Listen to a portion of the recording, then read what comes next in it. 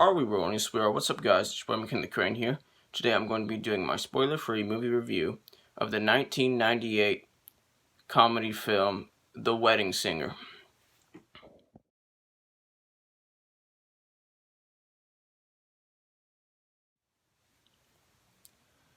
So, this movie takes place in the year 1985, and it stars Adam Sandler as Robbie.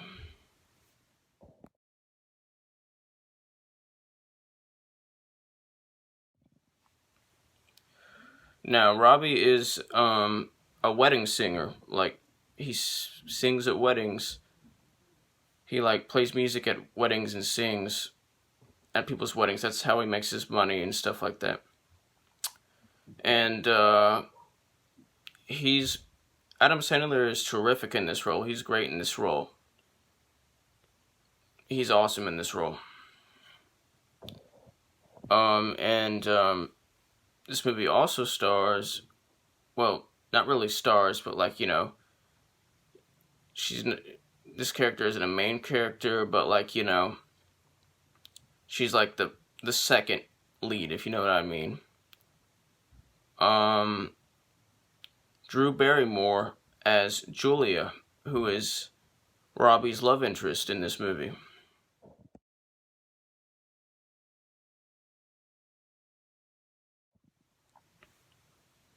So basically, the whole story of The Wedding Singer, well, not the whole story, but basically, the main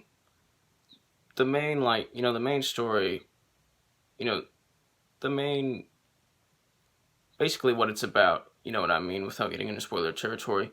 So this movie, in this movie, Robbie, is supposed to get married, and then, his bride just basically, leaves him at the altar, if you know what I mean, and doesn't want to get married to him, if you know what I mean, and so basically, he becomes depressed and stuff like that, and then he starts getting a thing for Julia, who is basically engaged to be married to a scumbag dude, and yeah, the whole movie is basically like him trying to win her over and stuff like that. And it's a fantastic movie. Of course it's predictable. Of course it's a bit cliche.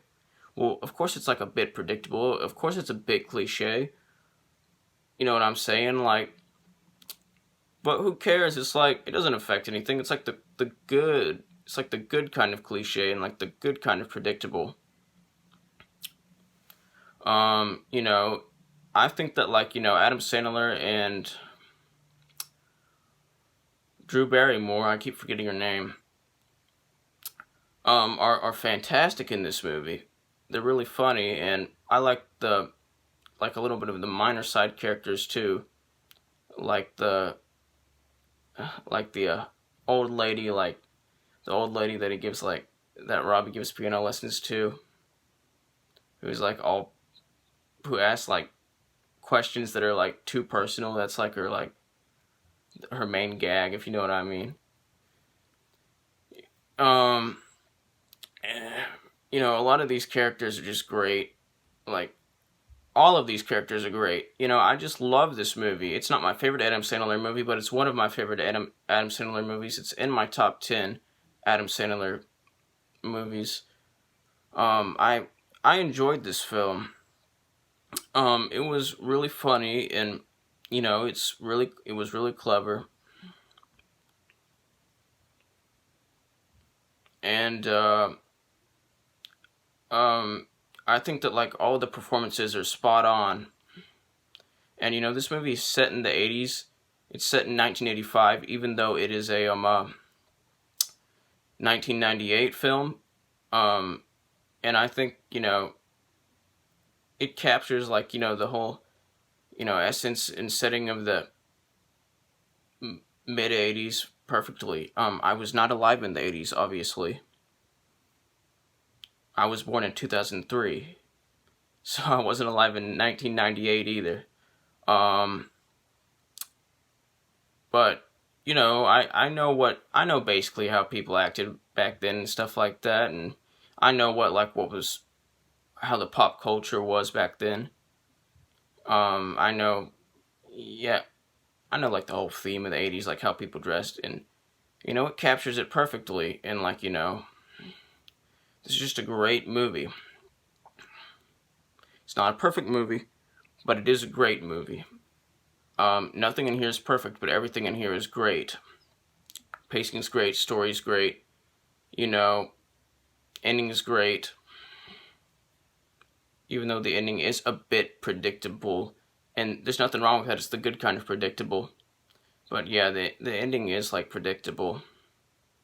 This movie can also be like, even though overall it's a bit of a predictable movie, it can also be very unpredictable at times. And there's nothing wrong with that either. It's the good kind of unpredictable and the good kind of predictable mixing. And I really like this movie. It's a great comedy. Um, Obviously the Adam Sandler gives the best performance. But everybody else gives great performances too. And I just really love this movie, and I would definitely recommend it. Unless you're not into comedy movies, like hardcore comedy movies, if you know what I mean. Just, you know what I mean, like the extreme comedies, if you know what I mean. Like when I mean extreme comedy, I mean like those movies that are just like like comedy is like base a huge part of the story, if you know what I mean. Like movies like Anchorman and what else?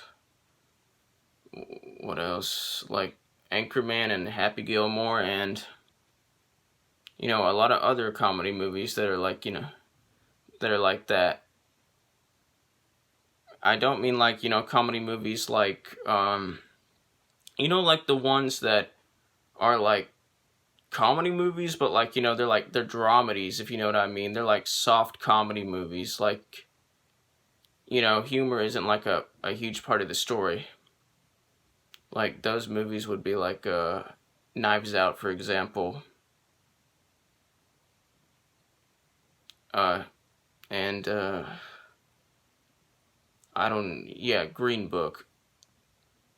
And I love those movies, and I love both types of comedy movies. But like, I don't know, but I know that some people don't. And some people some people like hate the kind of comedy movies that are like, rely on humor like a lot, that rely on like humor a lot. So, I love it. I love this movie, and I love like those types of movies, like both of those types of movies. But I know that it's, some people like this kind of movie isn't their cup of tea, if you know what I mean. Just putting that out there, just in case. But I love it, and I enjoy it, which is why I'm going to give it an 86% out of 100%, which is the equivalent of an A minus. This is a great movie.